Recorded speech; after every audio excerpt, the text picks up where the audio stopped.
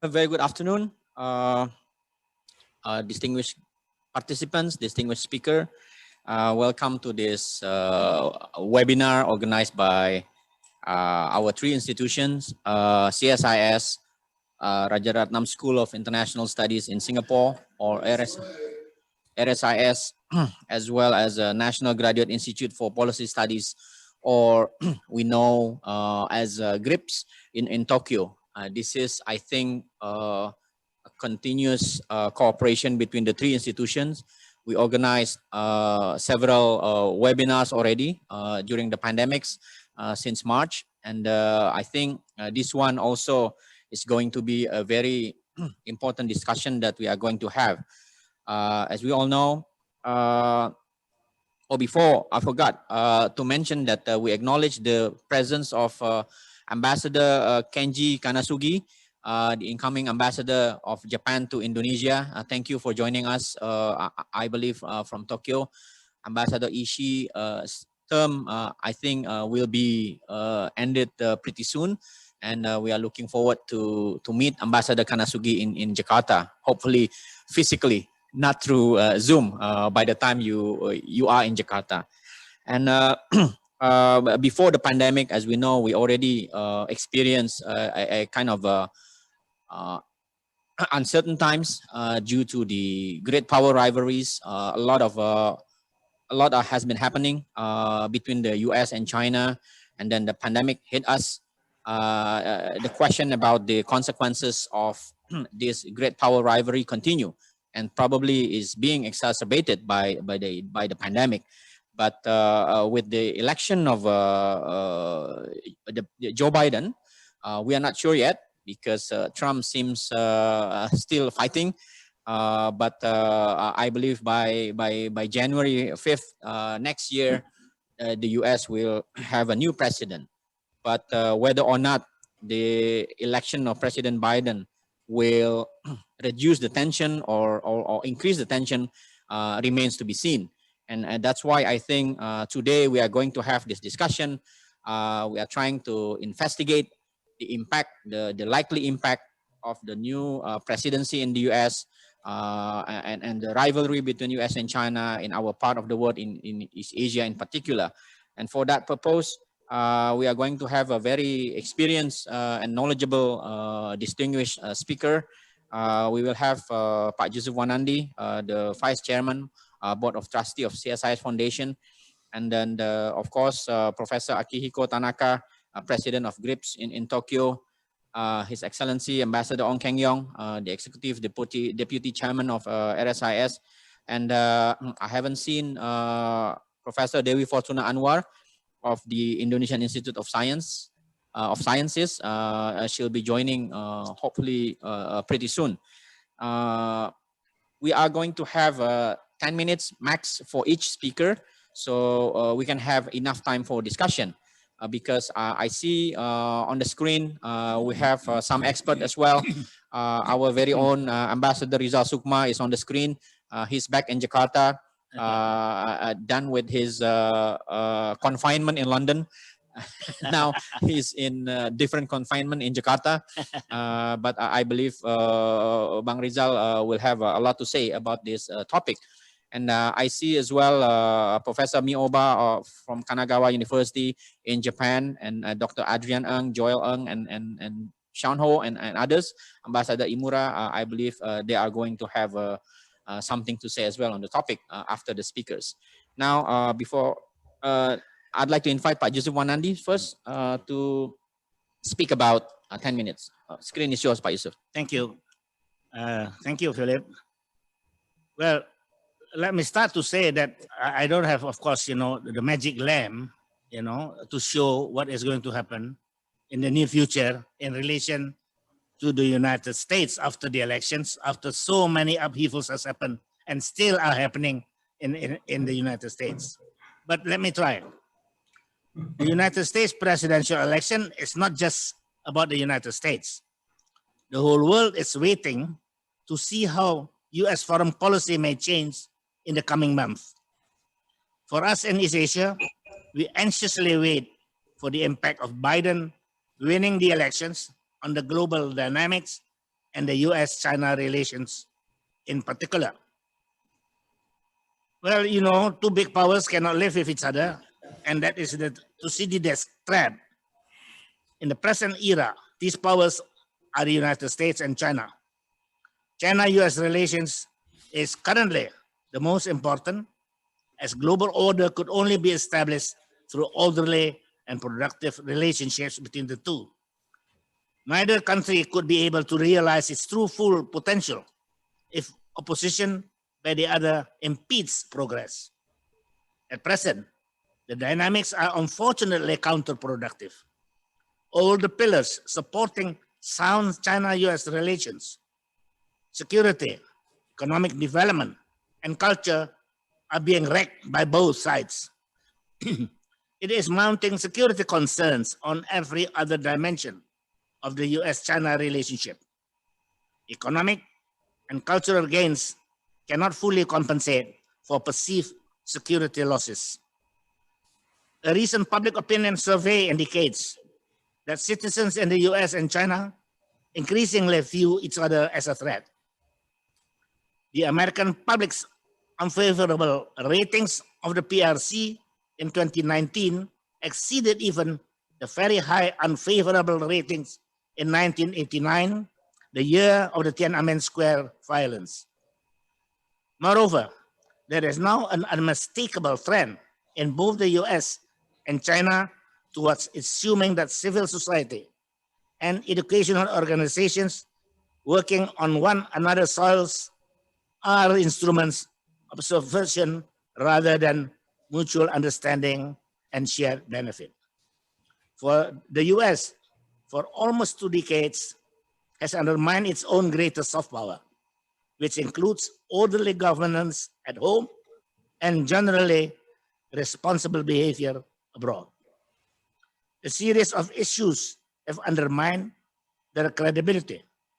Iraq war, domestic economic mismanagement, global financial crisis, and withdrawal from agreements that Washington has encouraged and signed. America First, as promoted by Trump, is a doctrine with no attraction to anyone but a fraction of the American public. The economic interdependence between the US and China has been hurt by Trump. On China's side, Chairman Deng's advice, do not show off, and that China should accept that in many cases, China is still behind.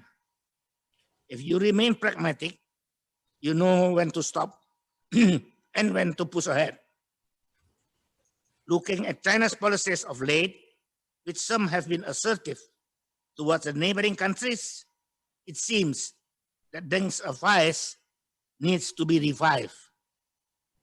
At this stage, China has to improve her policies of opening the economy for trade, which she has promised the world. China has also promised to respect intellectual property rights. How China is going to organize her economic development is her own problem, including how she will plan and organize her objectives with her technology development and when to achieve it. There are limits what the world could ask from China. The US strategy in Asia has been to prevent one single big power or a coalition from controlling the Eurasian landmass and the Pacific. The United States speaks increasingly of the need to cooperate with like-minded countries, but it seems that this does not include China. China sees hegemony and containment as the ultimate aim of US policies.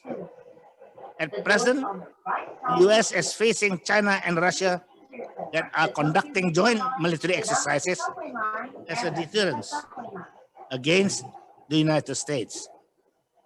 The alignment of Beijing and Moscow is growing closer as Washington seeks to construct a counter-alignment with its Indo-Pacific strategy, thereby moving the relationship from the realm of mutual strategic suspicion towards strategic friction and mutual deterrence.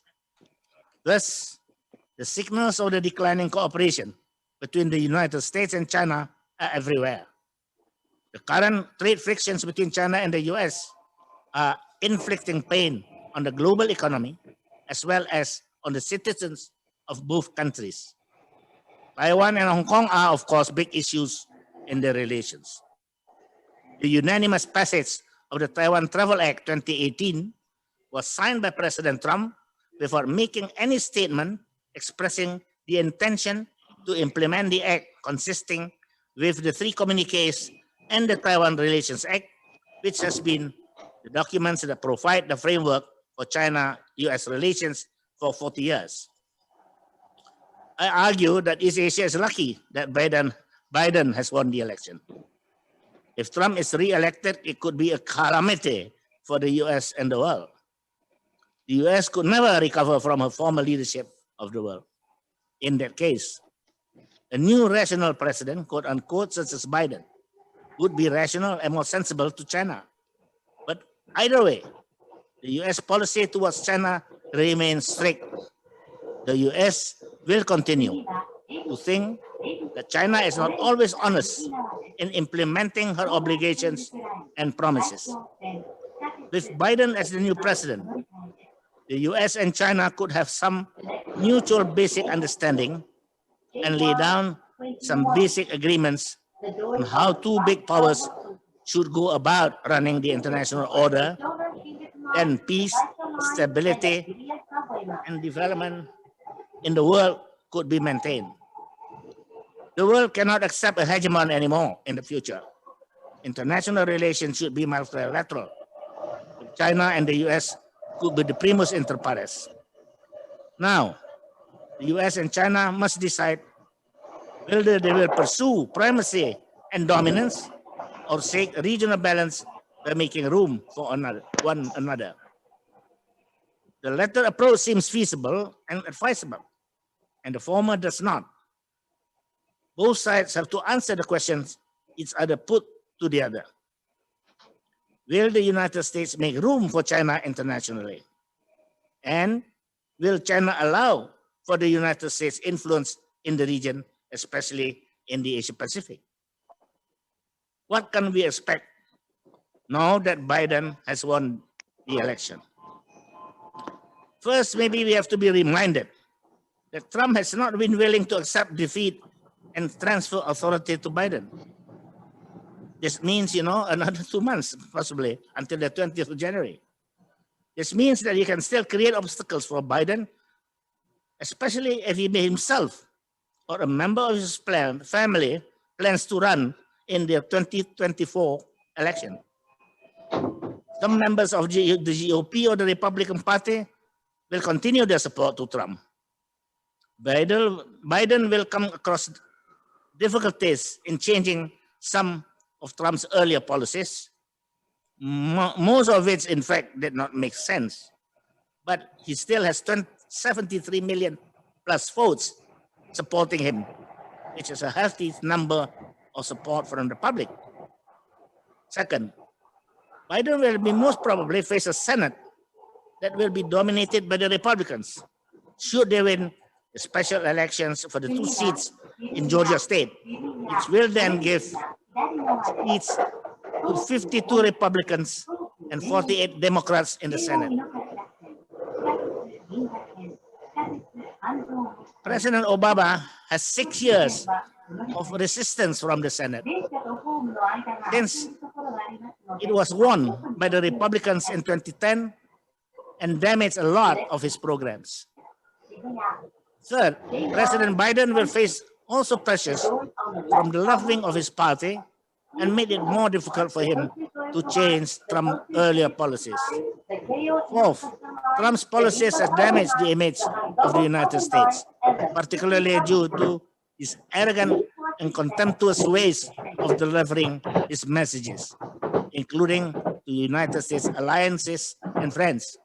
I think such damage will not be easily reversed. Many countries now feel that they can no longer depend on the United States and its policies. Fifth, although Biden's demeanor and style will be more amenable, but when it comes to US-China relations, a strong opinion has been formed within the United States. Negative public opinion in the US towards China can be expected to try to have a more regular and normal relationship. Will make it difficult to improve bilateral relations. No longer the motto America First, Biden can be expected to try a more regular and normal relationship with East Asia. Nonetheless, he is going to have difficulties to restoring normal relationship with China as a partner. I believe that Biden would make serious efforts to maintain a positive relation with China to a certain extent. In fact, both US and China would want to see a better relationship between the two great powers. But so many things has happened in the meantime. When Obama was president, the Chinese made the effort to obtain this, but it never got traction. Now it will be more important because of the balance of power is even closer than 5 years ago. So what can we expect now in East Asia? And how can the region contribute to a positive great power relations? For East Asia, regionalism is still relevant and continues to be the practice. We witnessed the recent signing of RCEP. This could be East Asia's way to deal with the US and China. ASEAN and its regional frameworks could contribute in creating the atmosphere for future meetings and possibly agreements for a new relation. The ASEAN Plus 3, China, Japan, and ROK, and the East Asia Summit are important avenues in the future. Yet, ASEAN and the ASEAN Plus 3 have to work very hard to get their ideas accepted by US and China through the East Asian Summit. Thank you for your kind attention. Thank you, Pak Yusuf Wanandi. And there are mixed pictures that you present to the forum that for the future regarding the US-China competition and how it will impact our region in East Asia. But I think we note that your point about multilateralism is the norm that is more preferable with China-US relation at the core, and then also some pessimism, I think, is in the order that is, while Biden might be more sensible compared to Trump earlier, but domestic challenges and political reality in the US might prevent him from pursuing a more normal relations with East Asia. And then there are points that you make about the possible contribution by East Asia region, the signing of RCEP, and then ASEAN, of course, will be two things or two factors that East Asia can contribute to mitigate the impact of the consequences of the US-China competition in East Asia. Now, I'd like to invite Professor Akihiko Tanaka to present your views about 10 minutes. The screen is yours, Professor. Thank you very much. Good afternoon, everyone. On behalf of the National Graduate Institute for Policy Studies, I would like to thank Yusuf and Ong Keng-yon and CSIS staff and RSIS staff for making this webinar possible. To address the challenging topic of today, I would like to first examine what seems to be constant in international relations and what can change. The former, what will be constant, we may be able to call it the structure of international relations. The latter, what can change, include many things. Who occupies the presidency of the United States can change. And in fact, as was mentioned, we are expecting a new president will be sworn in on January 20th. So what are the things that are not expected to change in the foreseeable future? First, I think that China continues to grow its economic, technological, and military power. Does not change. China will not suddenly become weak. Second, the second thing that doesn't change. The authoritarian nature of China's political system under the Chinese Communist Party is not likely to change. The first tendency, China's continuing growth alone can bring about a danger of Thucydides' trap, as Yusuf mentioned. But combined with the second constant, authoritarian and repressive nature of China's political system will produce fear, at least among people in the liberal democracies, of losing their liberty as well as their security. If China dominates the world economically, technologically, and militarily, they fear China might impose its authoritarian rule upon all peoples in the world. Even if China might refrain from overt military action, virtually all countries, businesses, and media can be pressured to refrain from saying or doing anything that the Chinese Communist Party does not tolerate. What is unfolding in China-Australia relations now is a clear indication of this possibility. And because of this reasoning, I think, what will not change very easily is the determination of American people not to allow this to happen. On this issue, we see clear bipartisan consensus, especially in Congress. The birth of the Biden administration is not likely to change this determination of Americans. Increasingly, this fear is spreading to other liberal democracies, including Japan and Western Europe, and certainly Australia. So these constants continue to strain the US-China relations in the foreseeable future. The most important area of competition, in my understanding, well, if not outright confrontation between the two superpowers, I think will be the area of technological competition. China's technological legitimacy could make the fear of the threat to liberty reality to Americans as well as people in other liberal democracies. So I think the United States will try all sorts of efforts to prevent China from gaining technological hegemony. For that purpose, the United States, I think, is likely to create and expand what I might call the circle of like-minded countries to restrict undesirable transfers of critical technology to China. Also, in order to pressure China on this front, I think the Biden administration may not abrogate all the tariffs that the Trump administration imposed soon, at least.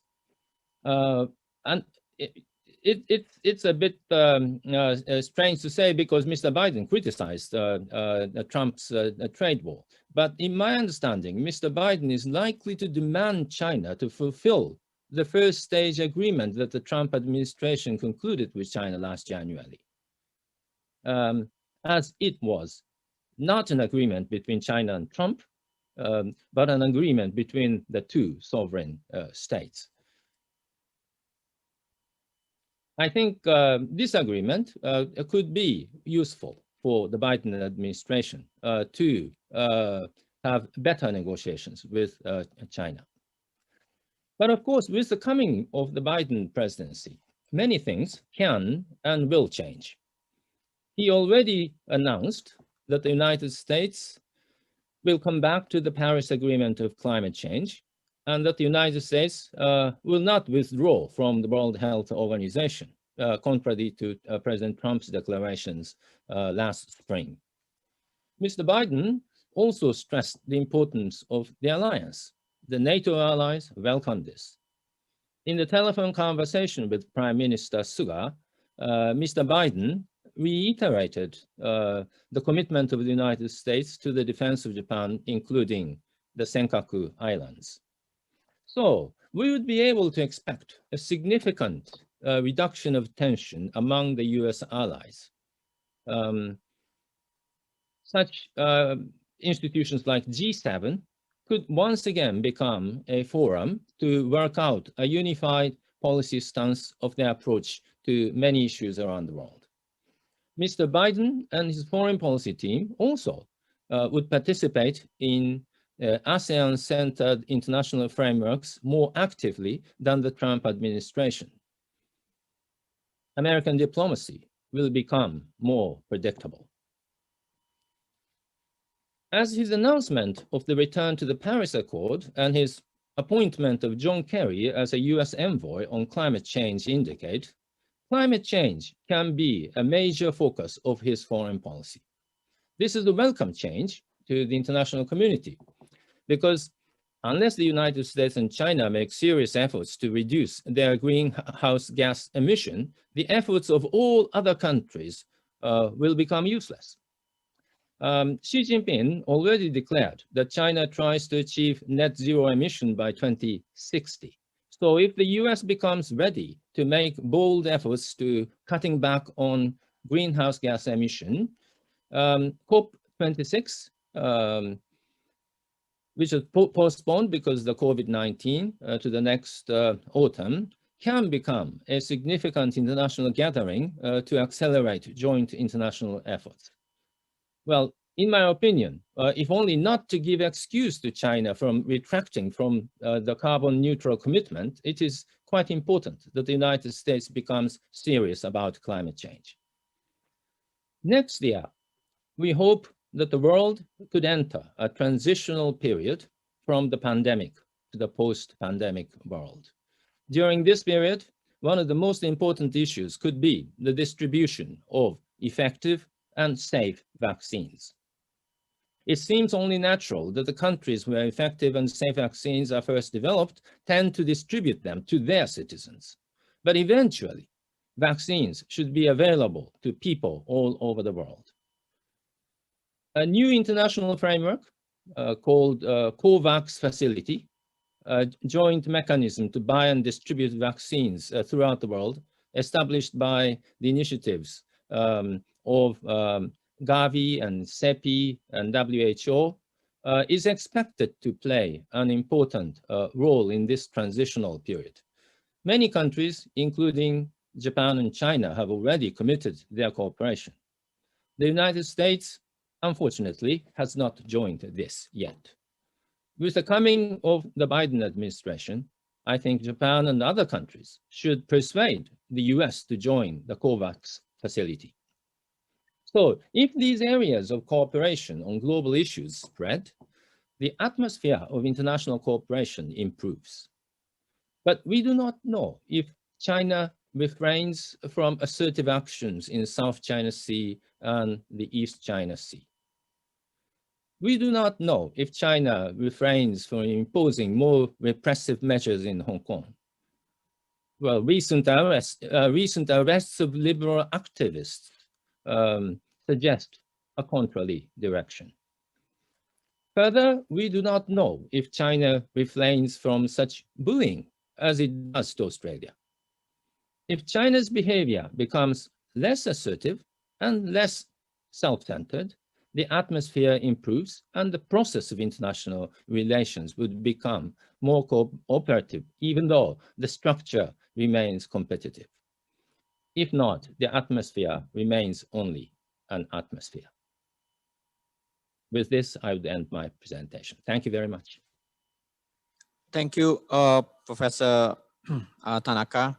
And I think the framework that you provide about the continuity and change or the constant and change are well taken because you know, there are areas for possible cooperation between US and China, especially in the climate, hopefully, and with the new commitment by Joe Biden to come back to the Paris Agreement might give us some hopes, because as you noted that without US participation and China's participation, the other efforts by other countries to reduce the carbon emission will not be very effective. and the area of technology for sure is one contentious area that will be very important for other countries as well.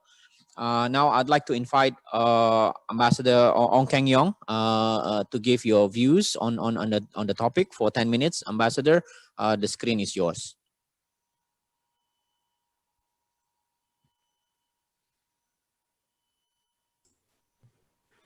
Thank you to CSIS for hosting this. Yeah, I follow behind my guru, Yuso Wanandi and Tanaka-san.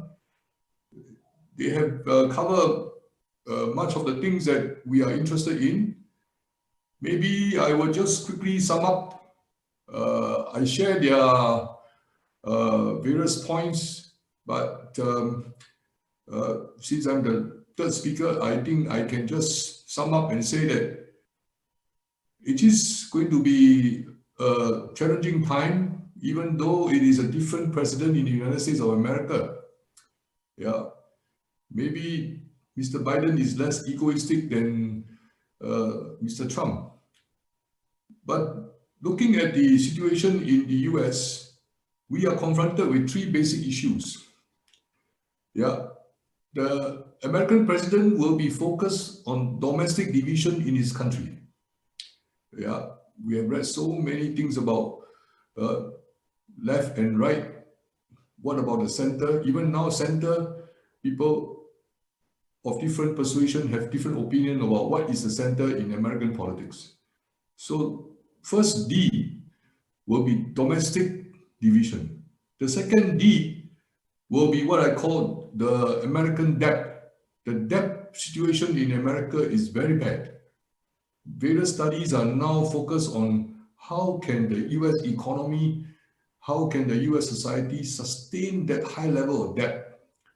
The United States government owes a lot of money to many different institutions and other things. But up to now, most ASEAN countries feel that as long as the US dollar is still the world standard or reserve currency, yeah, they can continue to print the US dollars and go further into debt. But it is an issue, and with Ms.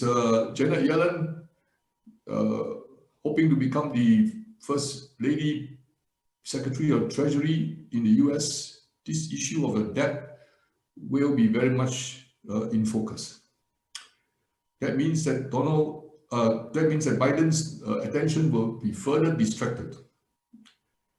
And the third D that I have is actually what I call digitalization. Perhaps this is one new area that my two seniors have not covered in their respective presentation. But over here in RSIS Singapore, we feel very strongly that the American society outside New York, outside the stock market, outside the key research location like the Silicon Valley, they are not digitalized. They are very much still in the early 20th century economic model. And the connectivity is poor with the rest of the world in terms of what has happened with multilateral trade, with economic systems and so on. Yeah, actually I look forward to more of Rizal Sukma's writing and articulation in the coming months, since he has returned now to Jakarta. He is the expert on these kind of issues. But what I want to highlight today is that digitalization is critical. This particular US presidential election has shown how much more people can influence electoral outcome and opinion of the general population with regard to political ideas and so on through the use of the social media. But the reason why social media makes such a headway in America is because the large segment of the American population is not digitalized and they are not IT savvy. So here, we in Southeast Asia, in ASEAN, can say to have an advantage because our young population in ASEAN Yeah, more than 60% of our ASEAN population is under the age of 35. And almost all of these 35-year-old ASEAN citizens are actually IT savvy. So we are having some good advantage as the world economy become more and more digitalized. But the point I want to make is that if the Biden administration is focused on domestic divisions, focused on the debt that the American economy carrying today, and if they want to deal with digitalization to increase their competitiveness and their connectivity, there is little time left for the Biden administration to look beyond the borders of the United States of America. Whatever time they have, they look at Europe, they look at Russia, they look at China, they look at Japan, and maybe a bit of India. Yeah. So what do we do in ASEAN? I have mentioned to my colleagues here in the research programs in RSIS that ASEAN must continue to demonstrate the value of its value-added character. All these years, as Pak Yusof have witnessed and worked with in various track 2 pathways, ASEAN can only value add to what is out there so that people will give us attention, give us the policy parameter to operate.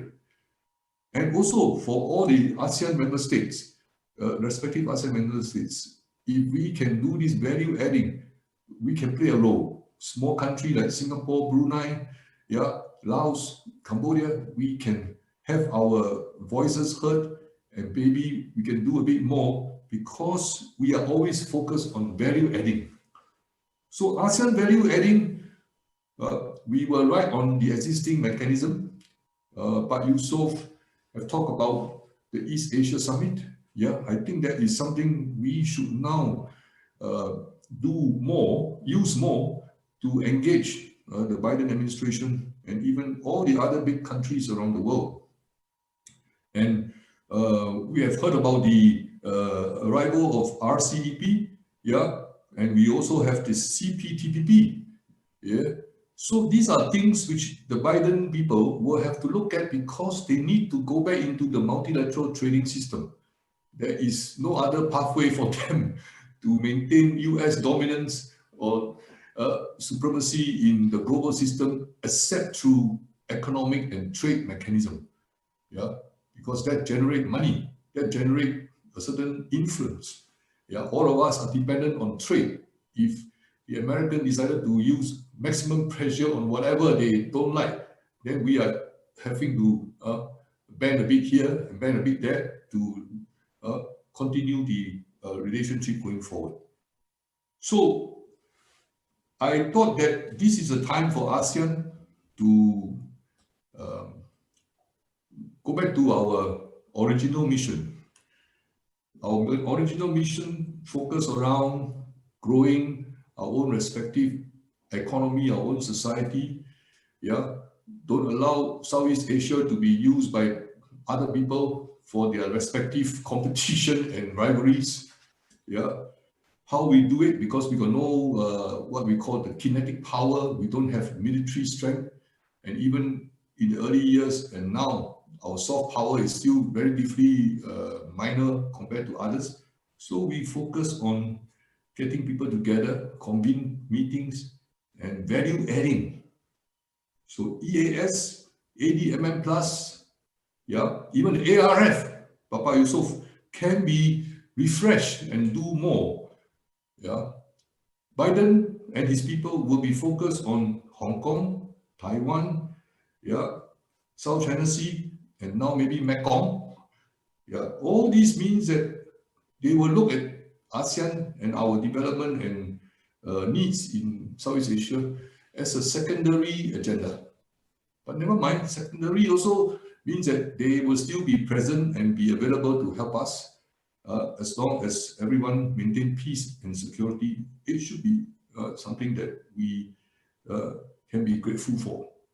But more importantly, I think Biden and his team will have to look at Southeast Asia and ASEAN because there is so much US business interest in our region. And if you believe in all the studies that have been put out, yeah, American consultants have been very good at this. The one consistent thing that come across in all the studies, whether it is democratically funded or republicanly funded, or from New York or Los Angeles or in Houston or in other parts of America, they show that the growth potential of Southeast Asia is tremendous, not only now, but for the next 20 to 30 years. Because one, our population is young and digitalized, more educated than many other regions, collectively speaking. Number two, we happen to be in a very good geographical position. People wanting to go into China, wanting to go into India, they come here first. If they make it here, they can go further into all these big economies. And more importantly, Japan, Korea, the two economic dynamo in our region are focused on doing more in Southeast Asia. And lastly, China itself is not giving this space in Southeast Asia to other people. So therefore, if ASEAN, we know how to operate and get people to use our natural assets or our clever management of issues and value-adding capability, we will be able to stay in business and do more. Thank you. Philip, I stop here. Thank you, Ambassador. There are a lot to be discussed from your presentation. For sure, questions and opinions will come up later. And now I'd like to invite Professor Dewi Fortuna Anwar for 10 minutes to give your thoughts on the topic. The screen is yours, Ibu Dewi. Thank you very much, Philip. Thank you very much to CSIS for inviting me in this very distinguished panel. And thank you. I've enjoyed the earlier remarks by Pak Yusuf, Tanaka-san, Pak Ong. So I'm lucky to be the last, but it also means that I don't really have much left to say. I will focus my remarks really on the impacts of the Biden's elections to Southeast Asia. Ambassador Ong has already mentioned about ASEAN. I think the general mood in Southeast Asia, the general perception towards the defeat of Trump and the election of Biden has been relief. There's been a positive attitude because the recent expectation that the US foreign policy will become normalized again, that it will become much more reliable and much more predictable. We might not necessarily like all the policy, but at least, you know, they'll be based on more regular consultations and that it will be less arbitrary. And there's also, secondly, that given that Biden was the presidency of President Obama, and that Obama really reoriented US foreign policy to Asia with its Asia pivot or rebalancing to Asia, there's an expectation that, you know, a similar focus on East Asia will be resurrected, that there will be not necessarily Obama 2.0, but that, you know, the US emphasis on Southeast Asia and Asia, you know, will also be a mark of this foreign policy. And looking at what the expectations of US foreign policy would be, I relook again at Biden's Foreign Affairs article in 2016, when the Obama administration just left office, and there was an article of September-October 2016 titled "Building on Success and Opportunities for the Next Administration." And here, Biden re-emphasized that, you know, the American foreign policy and American status in the world was at highest point during that time, because the US had succeeded in strengthening its relations with its traditional allies in Asia, Australia, Japan, the Philippines, and South Korea, as well as expanding partnership. And here, we always, there's always frustrations that in Washington, political leaders are not that knowledgeable about Southeast Asia. Southeast Asia is sometimes only seen as a derivative of its China policy, and not many people know about ASEAN. But Biden knows about ASEAN, because in that article, he specifically pointed out that ASEAN, the United States needs to work with ASEAN to advance a rules-based order. So I think that that is a very good start for the region. And also his focus on managing relations with regional power, the focus on US-China relations. Also, this is very, very important, that recognizing that US and China as the strongest economies, the fates of these two countries are inextricably linked, so that they cannot really be separated. And here it says that, it's not, the question is not about competition or cooperation, but that competition and cooperation will have to coexist with each other. The United States needs to be tough on issues that they need to stand up to. For example, China's abusive policies and human rights violations, but on areas of convergence, global transnational challenges like climate change, like nuclear proliferation, and global pandemic, for example, the US and China need to work together within multilateral contexts. And this, he has reiterated, of course, in his recent Foreign Affairs article of March, April 2020, of why America needs to lead again.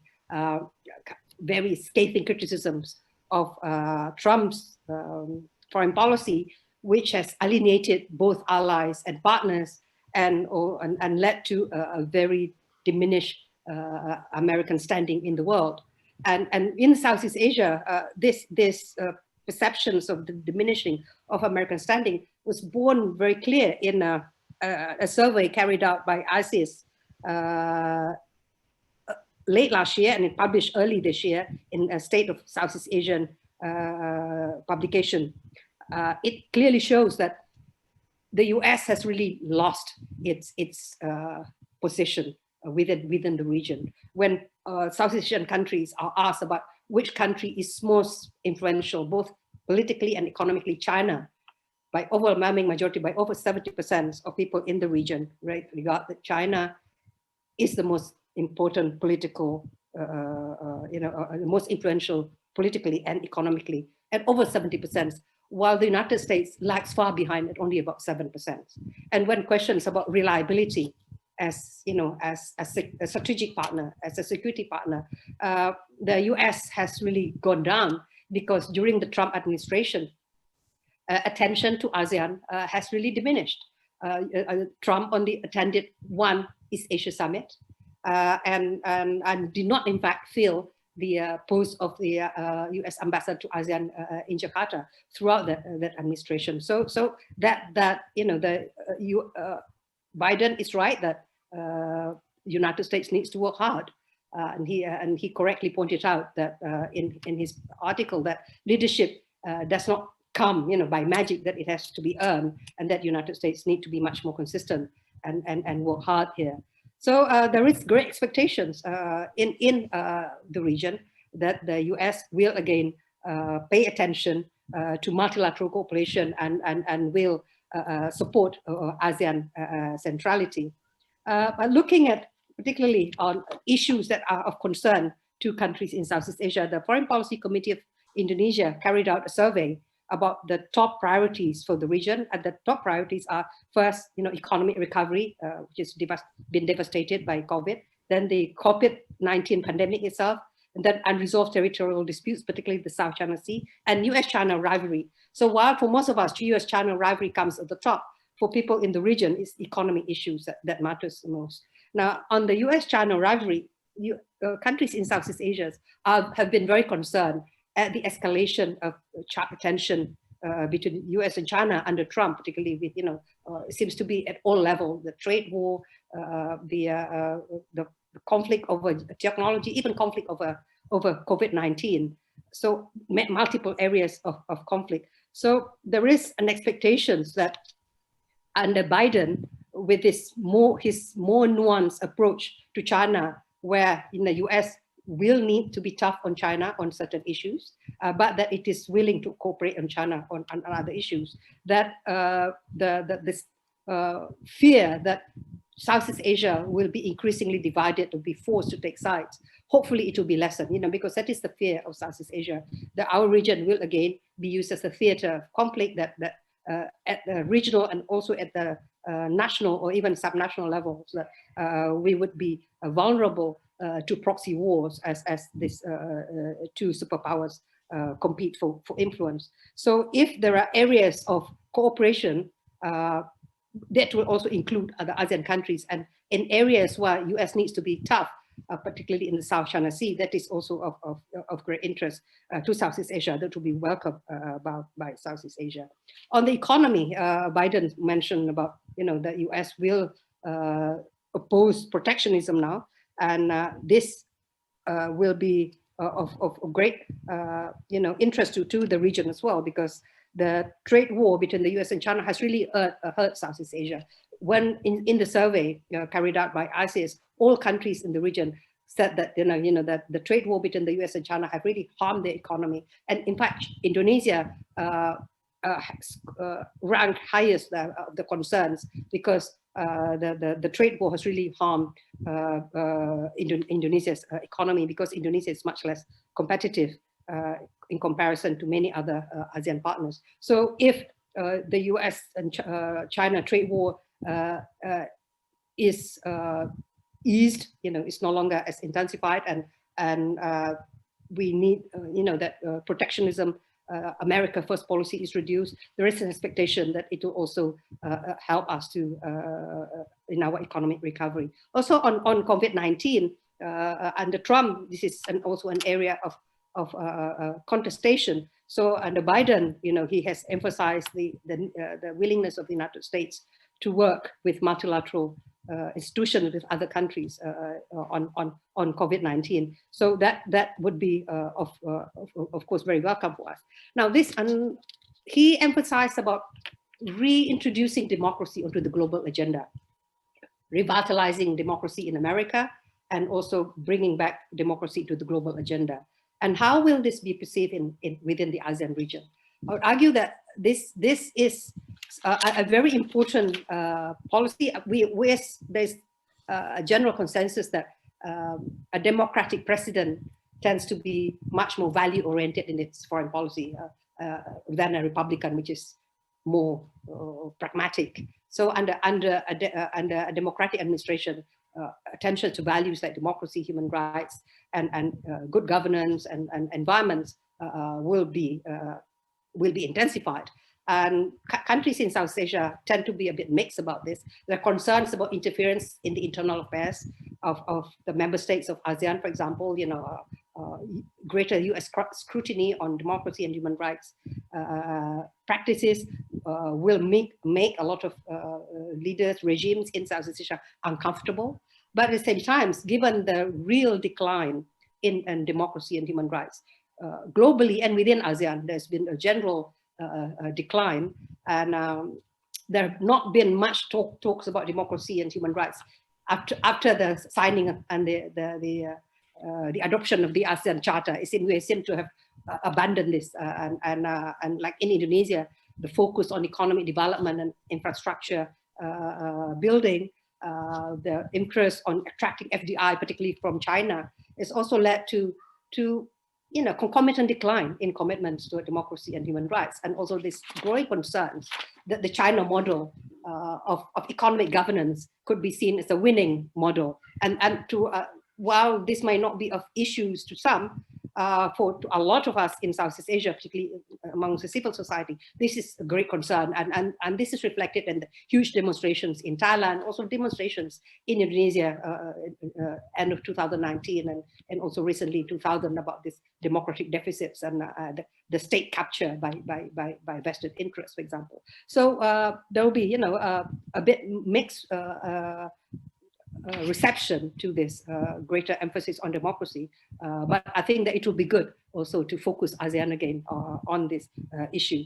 The question is whether China will see Biden's more nuanced approach in managing relations with China, that coexistence between cooperation and competition as a weakness, or whether it will be seen as, as something that it will also embrace. If it sees that as its weakness, it will weaken Biden, of course, and then embolden the critics in America, say that, Trump got it right. But if Beijing sees this as an opportunity, then we see that maybe, hopefully, the escalation of tension between the two great powers will diminish, and that will give more space to the region, to ASEAN, to carry out its agency and in conducting the management of great powers through ASEAN regional mechanism, including the ASEAN Outlook on Indo-Pacific. The mentions about Southeast Asia. Excuse me, could you wrap up? I wrap up that, there's concern that Southeast Asia is not of primary importance to the US. On the one hand, this is good because less heat to Southeast Asia, but we do not really appreciate on the whole to be seen simply as an appendix to China policy. Given the attributes of Southeast Asia, its strategic locations, its size of population, and economic potential, I think it is important that the Southeast Asia should be seen by all other countries, including United States, on its own merit. Thank you very much. Thank you, Ibu Dewi. And I think we have 4 great presentations. And if I may, there are common themes of the 4 speakers. Number one, there are common concerns about the domestic situation within the US. Especially in the US, the strong partisanships within the US population might prevent Biden to pursue a more normal international relations, as well as partisanship in the Congress and Senate. Domestic debts, as Ambassador Kang Yong mentioned, a lack of digitalization on the part of the US society that disconnect, quote unquote, them from what has been going on in the other part of the world, trade, international trades, and so on. A second area, or a second common theme, is there are area of convergence between the two, between the US and China. Climate change might be one, vaccines cooperation, and global health cooperation, and pandemics, how we mitigate the impact of the pandemic. These are seen as a common convergence, area of convergence between the two. And number 3, I think the common theme is the expectation of ASEAN to play a role to turn competition of the two into cooperation by refreshing the existing ASEAN mechanisms, various ASEAN mechanisms, IRF, East Asia Summit, RCEP, and so on and so forth. And then, in a way, ASEAN needs to go back, according to Ambassador Kang Yong, to its value added as a convening power that could engage US and China in East Asia. Now, I'd like to we have 30 minutes for Q&A. And there's already one question from the floor before I ask maybe some of the distinguished participant on the screen to give some thought. But there's one question from the audience first. Maybe this is for either of the 4 speakers. What would be the future of the Quad under Joe Biden administration? Will it be escalated into something than just security partnership? I suspect Tanaka-san would have some opinion on this. Please, Tanaka-san. Well, thank you. I think the evolution of Quad has been one of the interesting trends in this region, particularly Indo-Pacific implications. I believe under the Biden administration, the evolution continues. The incentive on the part of Japan, Australia, India to have better relations with the Biden administration is very, very strong. And and then also, I think among some of the phraseology that the Biden camp has been using include such things like the League of Liberal Democracies. And so when it comes to American rethinking about the Indo-Pacific, I think US could consider Japan, Australia, India, natural partners. And so I think the Quad will evolve to become stronger. Well, incidentally, GRIPS, under the initiative of Ambassador Imura and Mr. Shinoda, made a recommendation to the Japanese government, which includes a recommendation to upgrade the Quad. We don't use the word Quad. We say Japan, US, Australia, India, regular foreign minister meeting, upgrade it into the summit level meeting. And so I think whether you would call it Quad or not, relations amongst the four countries, I think, will improve. Thank you, Tanaka-san. If I may request Ambassador Rizal Sukma to give us some insight, because we know you are a long-time observer of China and Indonesia-China relation and China in general. Maybe 2 or 3 minutes, Bang Rizal, screen is yours. Thank you, Philips. Hi, everyone. It's great to be back. It's great to see you, Pa Ong. On the screen, you are the only one with the title of His Excellency. and also, it's good to see Imura-san and Professor Tanaka. Well, after 4.5 years in London, I become less optimistic than before when it comes to the United States. I don't think that it's easy to trust a country that can elect Trump as a president. And I think the worst is yet to come. Probably in 2024, they still can elect someone worse than Trump. So, you know, the key word that Ibu Dewi mentioned, the consistency, I think it's really, really difficult, you know, to predict from now on. So the US has become unreliable. You know, if we use Donald Trump's word, you know, they are risking, you know, to become a shithole. So that's, you know, I think the things that we really need to, you know, think about, you know, to what extent that we want to put, you know, our trust, you know, in a country that need to restore its credibility as a superpower, needs to, you know, restore its credentials as democracy, and also need to regain trust, you know, from partners and allies. So it's not easy, I think, you know, because, you know, like Pa Yusuf mentioned, more than 71 million people actually still, you know, elect, you know, Trump or choose Trump as a president.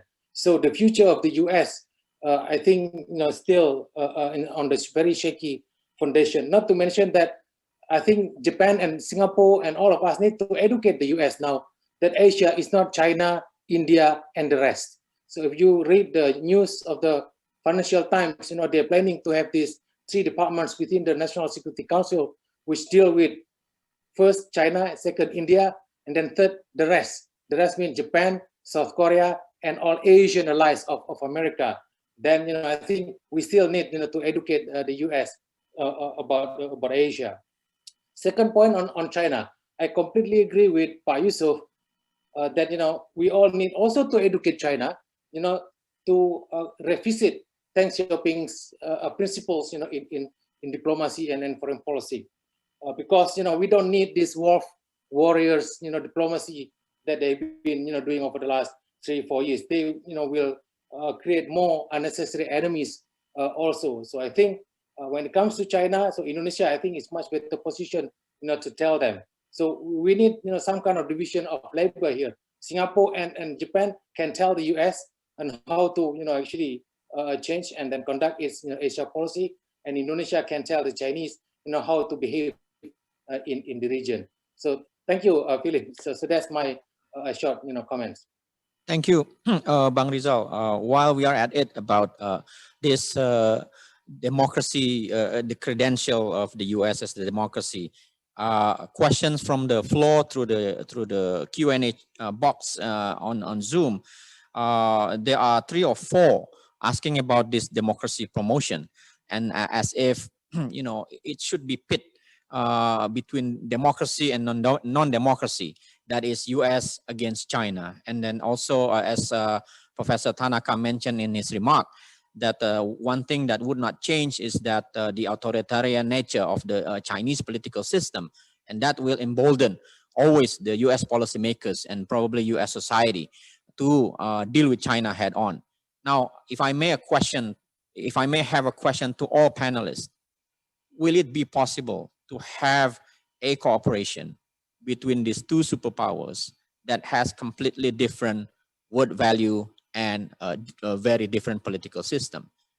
Because from the questions, it seems that, you know, we have to choose between the two. And for probably many countries, especially developing countries, it's not really a matter of democracy or non-democracy, but whether or not we can develop. You know, so to all panelists, could you address this question about, you know, can we have a cooperation between? Is it possible to have US and China cooperate regardless of their, you know, different worldview about democracy and so on? If I may, Pak Yusuf first. 2 minutes. Well, of course, you know that every time and again, you know, two powers as big as both they are, so it always means a problem, and it does always not has to be a confrontation. In many cases, it has been a confrontation, but in other cases, 6 or 7 in history, has been a peaceful transfer, like in the last one between Great Britain and the United States. So it is not impossible that we have to create that, because otherwise there is no other way. The world is at its end, you know. With the pandemic, you can see you don't want to cooperate, you are going down the drain of everybody. So as simple as that. The challenge that has been put by COVID, according to me, has shown that we in the future can no more, you know, stay behind alone, not the United States, neither China. So therefore, that is our chance as we can get our act together in a community. Thank you. Thank you, Pak Yusuf. Now I'd like to invite Ambassador Ong Keng Yong to give kind of your view about the questions. Well, I think there is no other choice, Philip. If you look at the two big powers, if they don't cooperate and basically stand on different end of the spectrum, then they are just going to be the two big powers by themselves. Yeah. And the fact of the matter is that the rest of the world today have 190 other countries, some small one, some medium power, a middle power, and some as big as the US and China. In fact, Russia is as big as US and China combined in terms of territory. So if they insist on this old ideological divide, then I don't think there is any hope for themselves. So in the end, it is mutual dependency and finding a way to, sure, you can maintain your democracy and your communism, but in between, there is a lot of space for both sides to do more together. And today, we have two very important world or global issues, which actually have no other previous structure or order or what have you, except our respective bias and egos. Number one, climate change. And number two, the digitalization that I mentioned about. If we go on like that with digitalization and artificial intelligence, very soon all of us don't have to speak here in this kind of lectern. We will just go and press a button and some robot will speak like Yusof Wanandi or Rizal Sukma. Then what happened to human? So if people are serious about democracy and communism, they go back to one fundamental point, which is human and humanities. And I think there are sensible people on both sides to be able to counsel for some middle point where everybody can converge. The one thing that I want to add is that the 4 years of Donald Trump show one thing. This label called authoritarianism ought to be changed. Americans were subjected to 4 years of Trump authoritarianism. Yeah. So maybe we should be a bit more, what do you call, differentiated, more sensitive, instead of just throwing all these slogans and labels around. Every country has a certain kind of authority. In Japan, yeah, in Thailand, in the UK, they respect the monarchy, and there is a kind of absolute quality about having a monarchy. Is that something undemocratic? Yeah.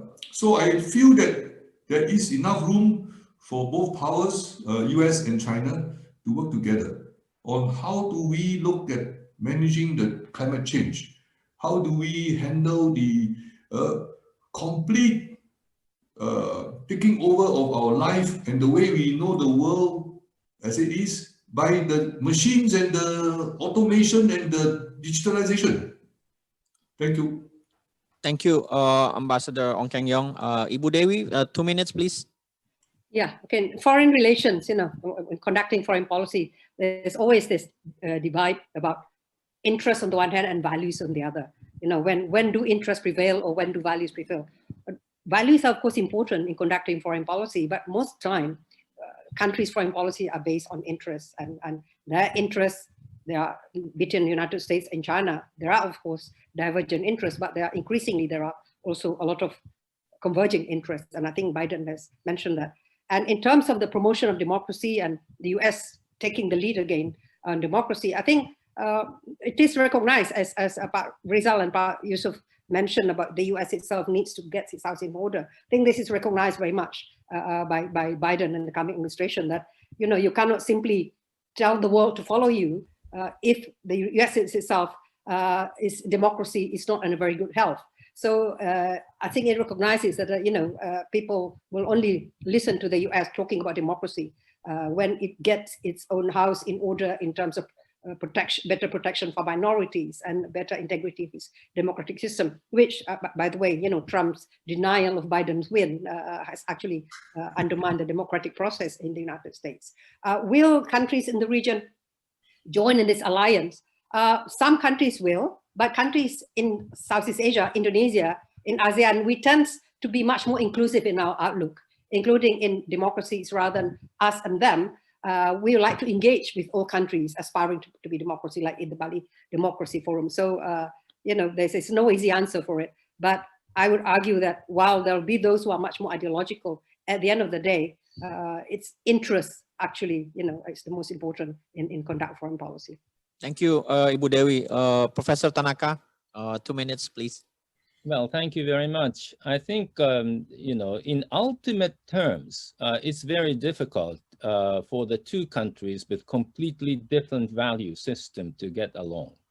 But that does not necessarily mean, as the previous speakers indicated, that diplomacy is impossible.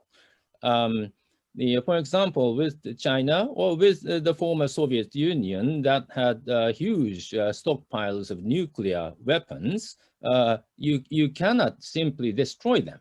That will mean your destruction. And so you have to coexist with the countries under a value system totally different from you.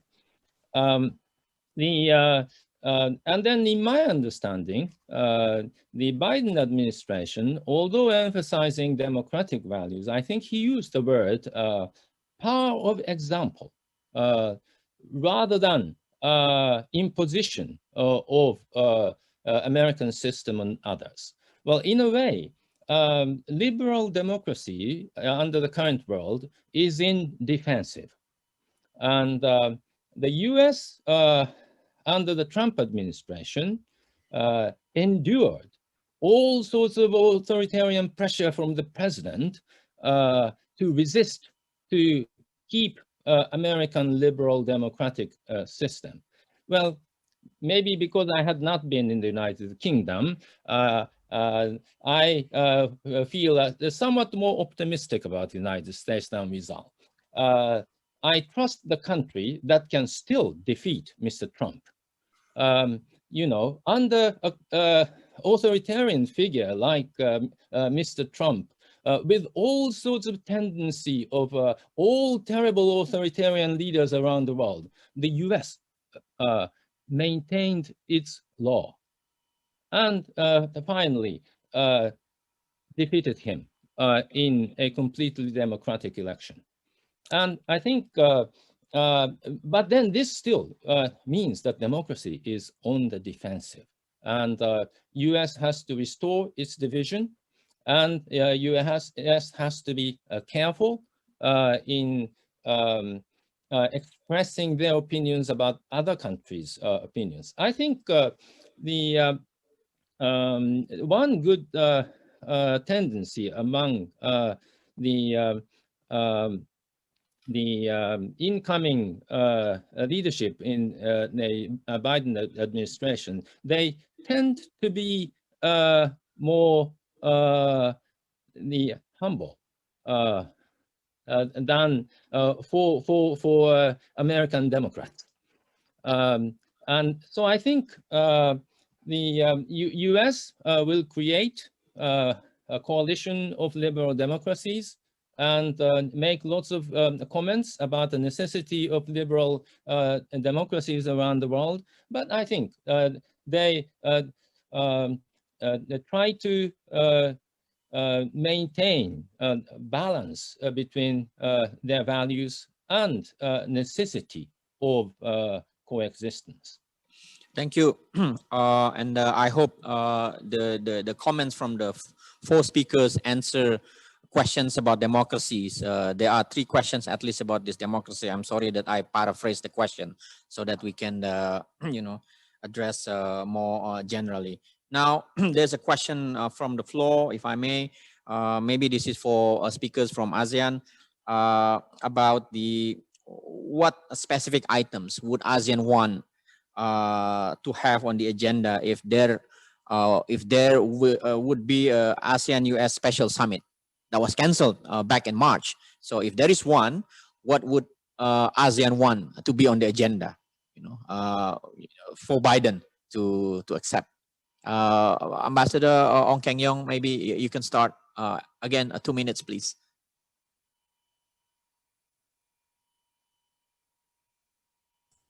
Yeah, thank you. I would just say that we should try to see how we can open Cptp to participation by China. Because at the end of the day, if you look at what has happened in the past 40 years in our region, inclusive of China, Japan, Korea, India, Australia, New Zealand, it is basically trade. Yeah. And the contemporary interpretation of trade has to include many other things. Yeah. Things like intellectual property, environmental protection, sustainability of our various extractive industries, and so on. So all these elements have already been covered through the genius of the negotiator in our TPP, which is now through the great effort of the Japanese leaders, called Cptpp. So if we can find a way to engage China into this framework, it will be good. We need not have to say that we open our door and have everything completely settled, but at least go back to the early principle, Pak Yusof, when we did our ASEAN-China opening of free trade, we have this early harvest idea. So maybe there's one way to get the Chinese participation in a Cptpp. Secondly, I think we should talk about the Mekong region, because China is already actively engaged in the Mekong region. Yeah, water resource management and environmental issues, all these are critical. And if we really want to contribute to in a significant way to China, to the climate change, Mekong region is important. It's just as important as the Amazon in the South American continent. Thank you. Thank you, Pak Yusuf. I'm more inclined to be like Rizal, to be pessimistic. I've been 40 years visiting the United States 4 times a year, 40 years. And I still, at the end, come to the conclusion that there's not much that we can do with the United States and that they have a real interest in us. I don't think so. And that's why I think that our regional, cooperation is a very important one to face all this type of intrusions or imposition of the big powers. According to me, that is the only way East Asia can survive and can thrive. And we have something to say now. I think we have done very well compared to other parts of the world, on overcoming this COVID. For instance, we have been done very well in 2008, facing the big, actually, financial problems that the world has faced. And we have done very well, despite we have to change government in Indonesia in 98, when the financial crisis of Asia has happened.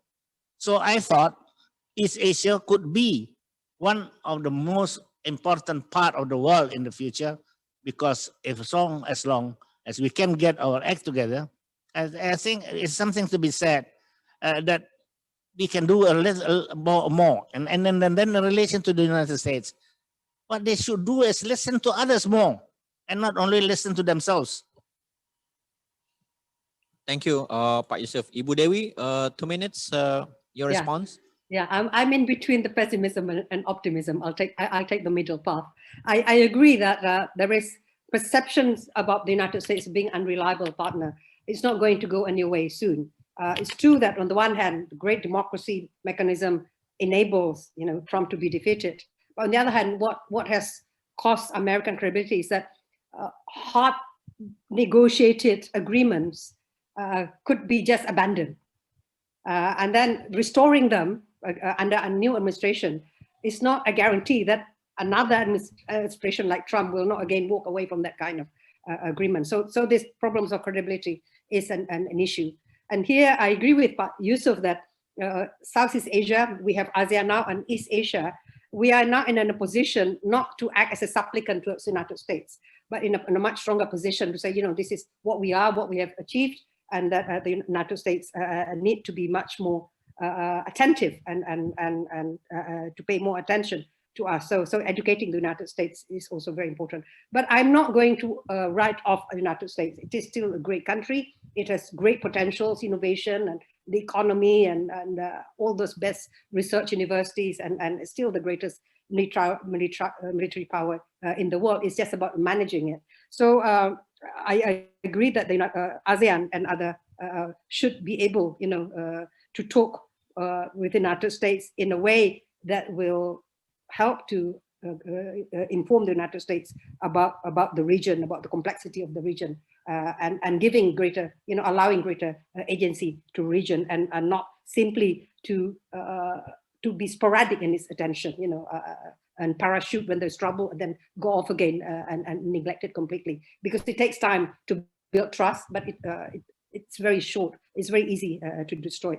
But finally, I would say that, adding on the economic issues, the US is really lagging behind China because it's not really taking part in this infrastructure development. So, it wants to be able to compete with BRI, but in the past, it did not have that mechanism. But with this BUILD Act, this better utilization of investment leading to development, BUILD Act passed under Trump in 2018, there is an expectation that the US, with its strong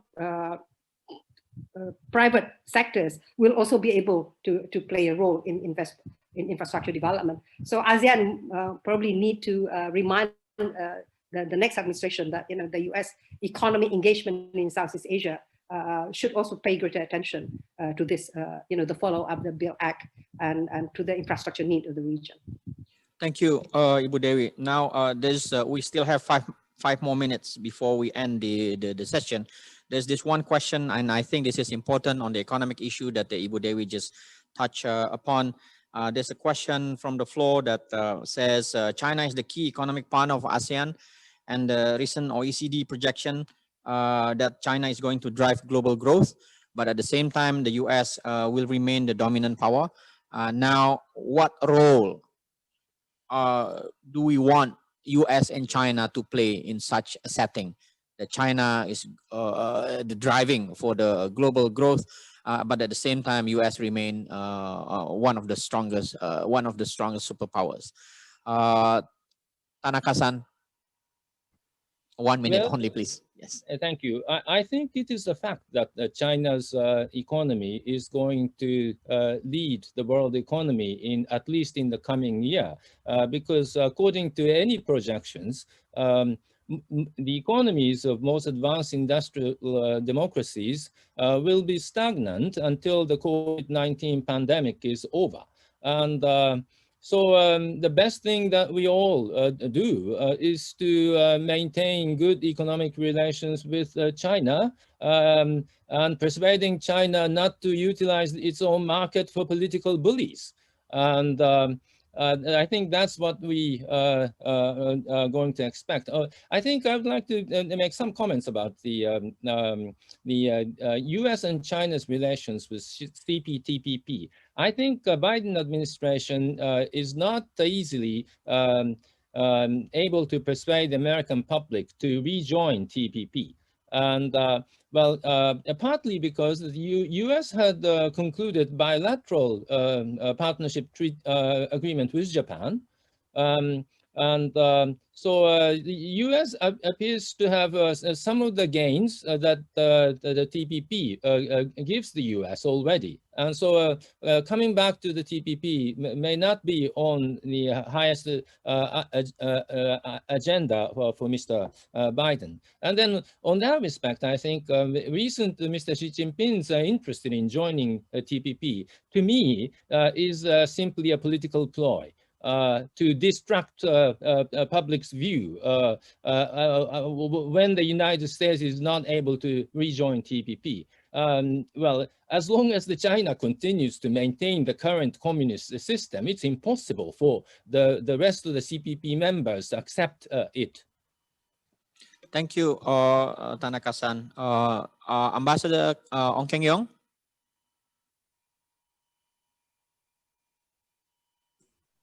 Thank you. Many decades ago, no one believed the Soviet Union would disappear. So I think the wisdom of history is we should not always rely on one interpretation from our reading and analysis on what the world will be like or what can happen in the world. After all, we are all diplomats, whether you are in a research center or you are in the foreign service. We try our best. This is the way to encourage hope and having a more optimistic outlook for the humanity. You know, going forward, I just feel that the challenge will be for us in ASEAN to work with the other people around us. Today we have our Japanese colleagues, yeah, and others. China's economic situation is something that appears rosy and very positive going forward. But yesterday in a newspaper report, the former negotiator of China, which brought China into WTO, Mr. Long Yong-tu, yeah, Pak Yusof, you remember this old man? He said that, you know, the Chinese state-owned enterprises and the Chinese domestic economy required a lot more motivation to reform itself, because for China to do what it wants to do on a global basis, the domestic economic condition and structure must be far better than what it is today. Yeah. And then on the other side, in recent months, we see American economy. We thought they are the powerful economy in the world. Everything should be great, and the structure and institution and the processes are all in good shape. But when we look at it today, something's not right. So I think maybe there is a middle path. We all learn from one another and try to give mutual support to give our own, to enhance our mutual resilience. Thank you. Thank you, Ambassador Keng Yong, Ibu Dewi. And then last will be Pak Yusuf. Ibu Dewi, please, 1 minute as we already exceed the time. Okay, yeah, on the economy, this is really my area, Philip. So I will concede the floor here to one who is much more knowledgeable about that. All right, thank you, Ibu Dewi. Pak Yusuf. Well, I think, the COVID actually has shown to the world that if we are not cooperating with everybody, we cannot solve this problem. We are thinking only on the vaccine. That's just only a small problem in the whole context of the aftermath of the COVID. The economic problems has not even been touched yet. We talk about a little bit about debt, problems to be solved, a little bit to the most poorest countries, but that is not the question of restructuring the world economy as it should if we are really taking care of the future, of the world economy. So therefore, according to me, we cannot escape both of these big countries to participate. I think that is true that this American actually economy is not as strong as Keng Yong said. They want to help us with infrastructure. Their infrastructure is the worst in the world. What do they want to say? There is no roads that is good, in the United States. There is no train that is running on time. So what do you want? There's nothing. So therefore, we have, as Keng Yong said, we have to get them all together. There's no way that we can otherwise change the whole, problems that we are going to face in the future on the economy because of all these pandemics. Thank you, Pak Yusuf. Before we close, I'd like to invite Imura-san, if you have something to say to close this session, because you are one of the initiators of this series of webinar that CSIS, RSIS, and GRIPS conduct. Imura-san, 1 or 2 minutes, please. You are still muted.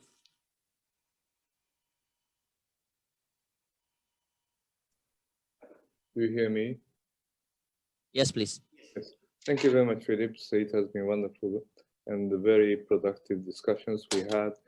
One of the most important questions has been a little bit missing, which is the strengths and cohesiveness of ASEAN. You have been showing some division among member countries, and particularly in terms of South China Sea and on other issues.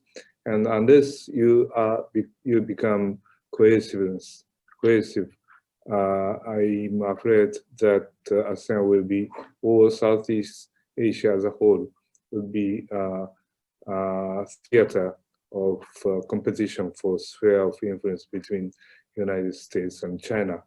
And now I do understand that you have been discussing among member countries, always on the occasion of summit and on the occasion of economic and foreign ministers, you have been discussing about COVID-19.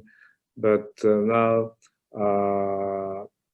it's also time for you to discuss about how you can be cohesiveness and you can maintain solidarity among member countries regarding Southeast China Sea. I think this is the question which I want to ask Rizal, who looks so nice after having suffered from serious illness. Congratulations. And if you have some time, can you answer me the question, my question regarding ASEAN and South China Sea? Sure. Bang Rizal, would you like to respond very quickly?